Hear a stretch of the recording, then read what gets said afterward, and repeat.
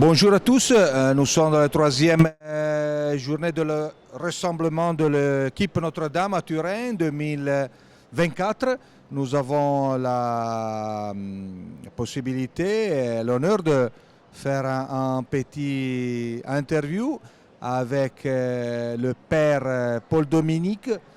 C'est un père dominicain qui est le vice-postulateur de la cause de béatification de Père Caffarel, le Père Henri Caffarel, l'abbé Henri Caffarel, qui est le fondateur de notre mouvement.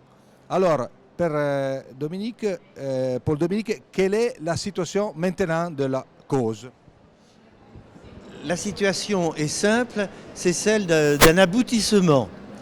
En ce simple que en 2006, la cause a été ouverte, il y a eu tout un travail de recherche de documents. Après, Rome, on a porté tout le dossier à Rome, qui a été reconnu comme un bon dossier. Et puis, à partir du dossier, tous les documents concernant la vie du Père Caffarel, les témoignages, beaucoup de témoignages, eh bien, on a rédigé ce qu'on appelle la positio en latin, hein, c'est-à-dire l'état de fait de toute la vie du Père Caffarel. Ça fait donner un gros livre de 900 pages, n'est-ce pas? Et ce dossier a été donné aux censeurs théologiens et aux cardinaux pour qu'ils puissent le lire et voir si, vu le dossier, le Père Caffarel peut être, comme on dit dans l'Église, vénérable. C'est-à-dire, est-ce que vraiment ce personnage, le Père Caffarel, peut être un jour déclaré bienheureux, à condition qu'il fasse un miracle, du moins que Dieu fasse un miracle par son intercession. Donc on est un aboutissement de tout ce que sur la terre, si je puis dire, on peut faire. On a collecté tous les témoignages, etc.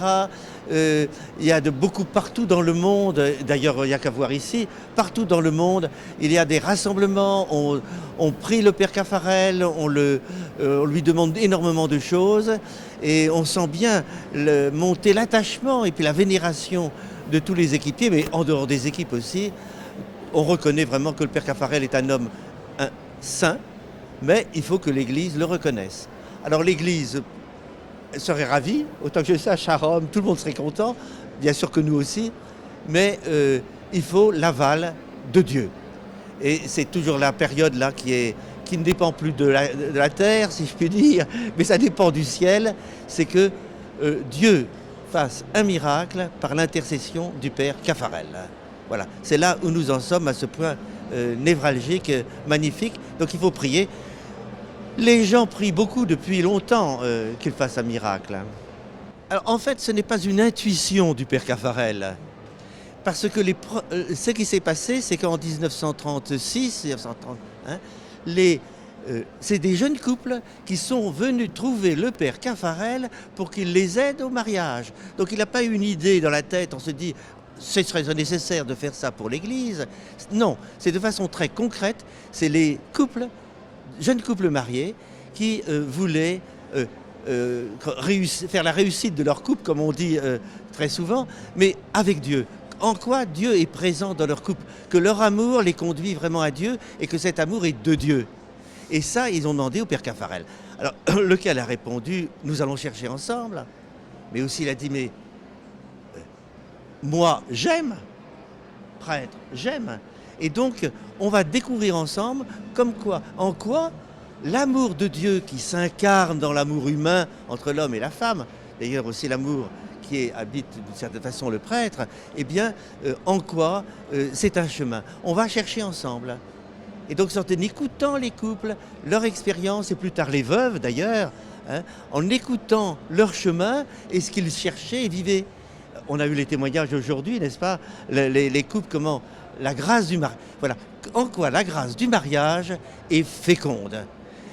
Et donc, voilà, c'est ça que le Père Caffarel a fait et qui passionne actuellement. Voilà.